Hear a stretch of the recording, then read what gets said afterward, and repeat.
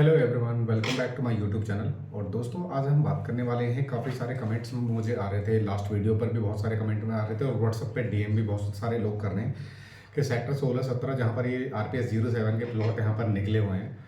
तो आरपीएस 07 के जितने भी प्लॉट अभी यहाँ पर, जैसे कि 120 का हो या 162 मीटर का हो या फिर 200 मीटर का हो या 300 मीटर का हो, तो जितने भी प्लॉट हैं इन सब के लिए सब लेआउट मांग रहे थे और लिस्ट मांग रहे थे। बाकी लिस्ट तो मैंने उन लोगों को फॉरवर्ड कर दी है और अगर आपको भी लिस्ट चाहिए तो आप ले सकते हैं। तो उन लोगों को लिस्ट वगैरह तो ये सारी चीज़ें तो प्रोवाइड करा दी गई है। बाकी अगर आपको कोई उसका लेआउट वगैरह चाहिए तो उसका लेआउट भी मैं आपको सेंड कर दूंगा। बाकी आपको यमुना एक्सप्रेस वे अथॉरिटी की वेबसाइट पर जाकर भी वहाँ से भी डाउनलोड कर सकते हैं।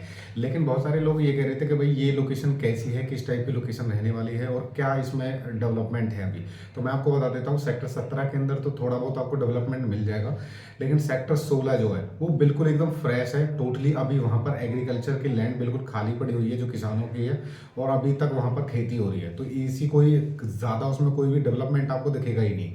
सिर्फ और सिर्फ एक रोड बनाई गई है जो कि 100 मीटर की रोड है जो कनेक्ट करेगी आपको तो आगे तक। अगर आपको लोकेशन पे जाना है तो उसकी लोकेशन भी मैं आपको शेयर कर दूंगा। लेकिन आप अगर जाना चाहते हैं तो जैसे ही आप यमुना एक्सप्रेस वे पर स्टार्टिंग 0 पॉइंट से आप स्टार्ट करते हो तो उसके बाद फिर आप धनकौर में, यानी कि स्पोर्ट्स सिटी वाला जो कट है, धनकौर वाला गलगोटिया यूनिवर्सिटी आप उसको कह सकते हैं, गलगोटिया वाले कट से आपको एग्जिट कर जाना है। एग्जिट करने के बाद आप दूसरे अपोजिट साइड में गलगोटिया की तरफ आप जैसे ही जाओगे तो वहाँ से 100 मीटर वाला रोड आपको मिल जाएगा। तो उस रोड को आप कनेक्ट करोगे तो आगे कहीं काम रुका हुआ है, कहीं अभी चल रहा है। तो ऐसा कोई खास ज़्यादा इन सेक्टरों के अंदर डेवलपमेंट है नहीं। लेकिन हाँ, सेक्टर 20 के अंदर जिन लोगों का भी निकला है वो काफ़ी ज़्यादा बेनिफिशियल है उनको, क्योंकि उनको इंस्टेंटली पोजीशन मिल सकता है।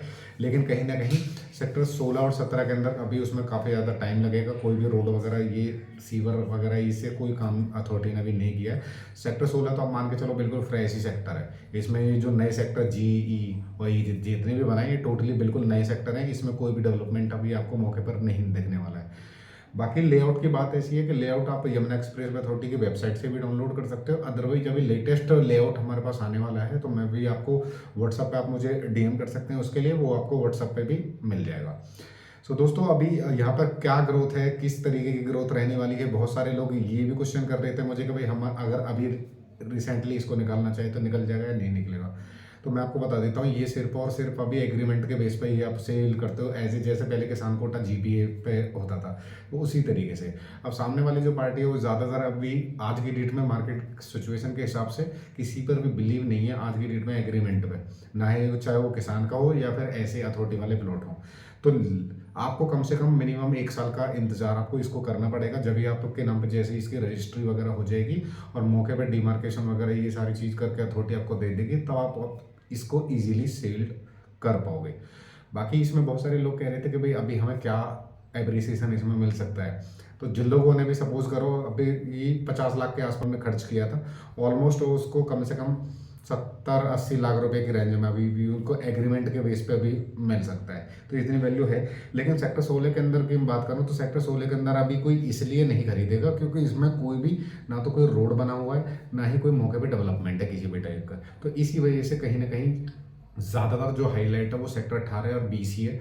तो इस सेक्टर 18-20 के अंदर जितनी भी प्रॉपर्टी हैं या फिर ऑलरेडी आपके निकल चुका है या फिर लास्ट स्कीम में निकली हो, तो आप लोगों को पता ही है कि काफ़ी ज़्यादा डेवलपमेंट सेक्टर 18-20 के अंदर आप भी आपको देखने को मिल जाएगा।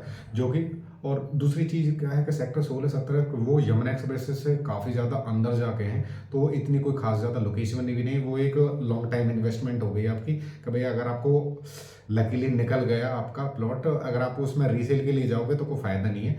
लेकिन हाँ, आप ही आपको रीजनेबल प्राइस में जैसे 24,600 में अथॉरिटी ने आपको दे दिया है, तो उस रेट के हिसाब से आपको लॉन्ग टाइम के लिए रख लेना है वो। और लॉन्ग टाइम के बाद ही आपको कम से कम 5 साल 10 साल अगर उसको रखोगे तो अच्छा खासा रिटर्न आपको दे देगा वहाँ से। लेकिन करंट सिचुएशन के हिसाब से ऐसा कोई भी खास ज़्यादा डेवलपमेंट है नहीं। और वहीं पर जो भी बायर होगा वो इसी जगह पर ही अपना पैसा लगाएगा जहाँ पे अभी उसको मौके पर जाने का मौका मिल जाए कि भाई हाँ भाई ये प्लॉट हमारा है। लेकिन सेक्टर 16 के अंदर जितने भी प्लॉट हैं आपके जो निकले हैं उनमें से आप किसी भी अभी पर्टिकुलर लोकेशन पे नहीं जा सकते। कोई भी लोकेशन आपको रोड वगैरह कुछ अभी बना हुआ नहीं दिखेगा वहाँ पर आपको। अथॉरिटी हो सकता है 1 साल में कर दे, 2 साल में कर दे, 3 साल में कर दे, वो एक अलग की चीज़ है। सो दोस्तों, आई होप आपको कमेंट का रिप्लाई आपको मिल गया होगा। तो बिल्कुल भी दूसरी चीज़ सबसे इम्पोर्टेंट जिस की जो बात है वो रिफंड के लिए। बहुत सारे लोग ये भी क्वेश्चन कर रहे थे कि भैया रिफंड कब तक आएगा। तो अथॉरिटी ने ये नोटिफिकेशन जारी कर दिया है कि 31 अक्टूबर तक आपका रिफंड जो ऑटोमेटिकली आपके अकाउंट में क्रेडिट हो जाएगा और अथॉरिटी जो वो ट्रांसफ़र कर देगी। तो आपको किसी प्रोसेस वगैरह की कोई ज़रूरत नहीं है। अथॉरिटी ऑटोमेटिकली जिस अकाउंट से आपने पेमेंट करी थी उन्हीं अकाउंट में पेमेंट जो वो रिवर्स हो जाएगी और आपके अकाउंट में वो मिल जाएगी। तो कोई टेंशन वाली बात नहीं है। अथॉरिटी एकदम सिक्योर पेमेंट है आपकी, और इसमें जो भी प्रोसेसिंग फीस वगैरह जितना भी वो चार्जेस एप्लीकेशन वगैरह का काटेगी बस वो नहीं मिलेगा आपको। बाकी आपका जो 10% अमाउंट है वो टोटली आपको मिल जाएगा अगर आपका प्लॉट नहीं निकला है तो। बाकी जिन लोगों का निकल चुका है उन लोगों को 60 दिन के अंदर अंदर आपकी पूरी पेमेंट करनी होगी, और ये अथॉरिटी ने नोटिफिकेशन अपडेट कर दिया है, वो मिल जाएगा। और उसमें आप पूरा आर्टिकल पढ़ सकते हैं। इसमें 60 दिन के अंदर ही आपको पूरी पेमेंट जमा करानी है, और उसके बाद ही फिर धीरे धीरे अथॉरिटी आपको लेटर वगैरह अलॉटमेंट लेटर वगैरह ये देना स्टार्ट कर देगी।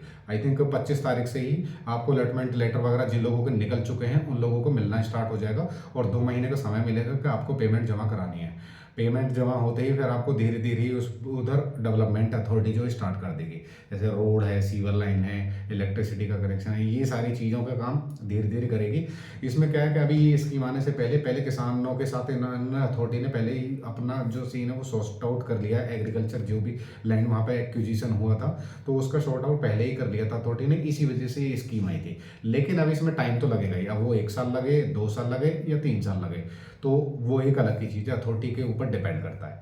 सो दोस्तों, आई होप आपको पूरी इस वीडियो के माध्यम से आपको पूरी डिटेल मिल गई होगी। ऑलमोस्ट बहुत लोगों की कमेंट का रिप्लाई भी जा चुका है, क्योंकि 1 बाय 1 किसी को ज़्यादातर मैं नहीं कर पाता हूँ, क्योंकि इतना अपना भी बिजली शेड्यूल रहता है, तो कहीं ना कहीं इस वजह से 1 बाय 1 रिप्लाई नहीं हो पाता है। तो वीडियो के माध्यम से एक अच्छा फॉर्मेट में आपको पूरा रिप्लाई अच्छे तरीके से आप समझ भी सकते हो और देख भी सकते हो। तो आई होप पूरी डिटेल आपको मिल गई होगी इस वीडियो के माध्यम से। इसी तरीके से अपना सपोर्ट बना के रखें। मिलते हैं नेक्स्ट वीडियो में एक अलग ही अपडेट के साथ। Thank you so much, bye.